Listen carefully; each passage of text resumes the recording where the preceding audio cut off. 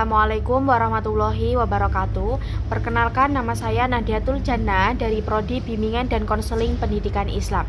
Nah, di sini saya akan berperan sebagai Ki Hajar Dewantara untuk memberikan pemikiran tentang filsafat pendidikan menurut beliau. Nah, sebelum masuk ke materi, di sini saya akan membacakan terlebih dahulu biografi Ki Hajar Dewantara. Baik, Ki Hajar Dewantara ini memiliki nama asli Raden Mas Soewardi Soeryaningrat. Beliau lahir di kota Yogyakarta pada tanggal 2 Mei 1889 dari lingkungan keluarga bangsawan Yogyakarta.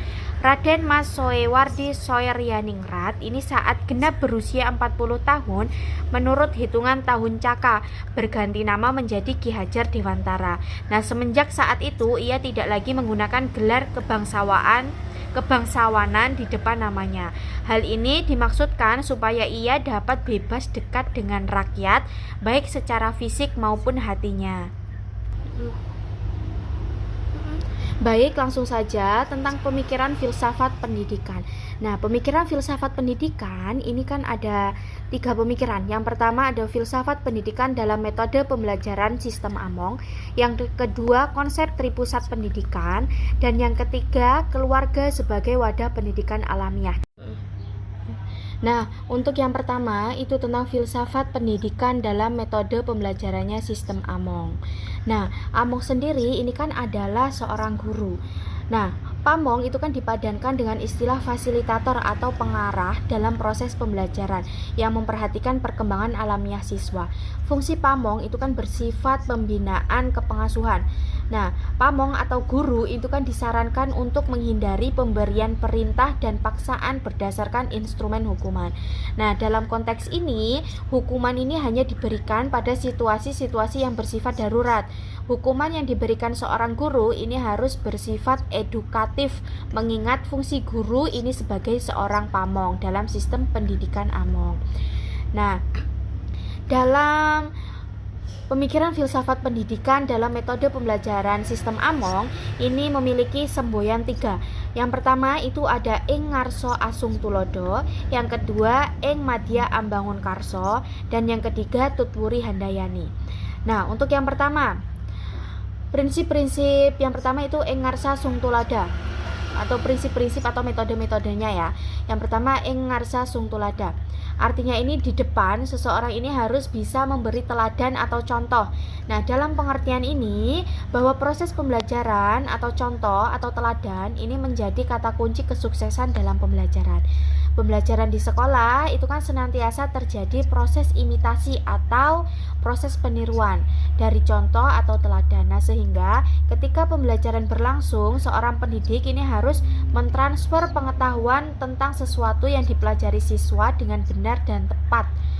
Untuk yang kedua itu Ing Madya Mangun Karsa. Nih, artinya itu di tengah-tengah atau di antara seseorang bisa menciptakan prakarsa dan ide.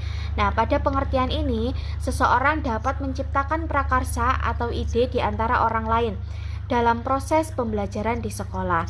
Nah, berarti seorang guru ini harus dapat menciptakan prakarsa dan ide para siswanya ketika mereka dalam proses pembelajaran. Untuk yang ketiga ada Tutwuri Handayani, atau yang artinya itu dari belakang seseorang pendidik ini harus bisa memberikan dorongan dan arahan. Nah, maksudnya seseorang ini harus dapat mendorong orang yang dalam tanggung jawabnya untuk mencapai tujuan secara berkelanjutan dalam pekerjaannya. Nah, dalam proses pembelajaran, guru ini harus memberi dorongan kepada siswanya untuk selalu belajar dengan tuntas dan maju berkelanjutan. Sehingga kata kunci sukses dalam pembelajaran adalah belajar tuntas dan berkelanjutan. Pemikiran filsafat pendidikan yang kedua ini ada konsep tripusat pendidikan.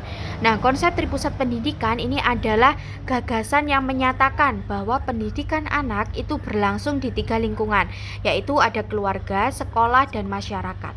Yang pertama, lingkungan keluarga. Lingkungan keluarga itu kan pusat pendidikan yang paling utama bagi seorang anak. Mereka ini bisa bertanggung jawab atas pembentukan etika, agama, dan perilaku sosial anak. Nah, lingkungan yang kedua itu ada sekolah. Sekolah ini kan menjadi lembaga formal yang terencana. Sekolah ini memberikan pembinaan intelektual dan ilmu pengetahuan untuk seorang anak. Nah, lingkungan yang ketiga itu ada masyarakat. Nah, masyarakat ini berperan dalam mengembangkan kecerdasan intelektual, budi pekerti, ilmu agama, dan sosial bagi anak. Nah, jadi konsep ini itu menekankan pentingnya integrasi antara ketiga lingkungan tersebut dalam pendidikan. Semua usaha yang dilakukan oleh pihak sekolah itu membutuhkan dukungan dari berbagai lingkungan pendidikan yang lain, yaitu lingkungan keluarga dan lingkungan sekolah. Jadi, ketiga lingkungan ini tidak bisa terpisahkan dari pendidikan seorang anak. Pemikiran filsafat pendidikan yang ketiga itu ada keluarga sebagai wadah pendidikan alamiah. Nah, dalam konsep pendidikan secara umum, ini kan bahwa institusi keluarga ini merupakan wadah atau tempat pendidikan pertama bagi seorang anak. Dalam konteks sosialisasi sebagai pewarisan nilai dari generasi tua kepada generasi muda, keluarga ini kan merupakan saluran sosialisasi yang pertama dan utama bagi seorang anak. Dalam proses pendidikan pada keluarga, orang tua ini kan memiliki kewajiban untuk mengarahkan perkembangan anak sesuai dengan perkembangan alamiahnya. Nah, dalam konteks pendidikan dalam keluarga, orang tua ini melaksanakan tugas-tugas pengasuhan anak sebagai seorang pendidik berdasar pada prinsip-prinsip cinta kasih tanpa pamrih dan keberanian moral. Cukup sekian yang dapat saya sampaikan. Kurang lebihnya saya mohon maaf dan saya akhiri. Wassalamualaikum warahmatullahi wabarakatuh.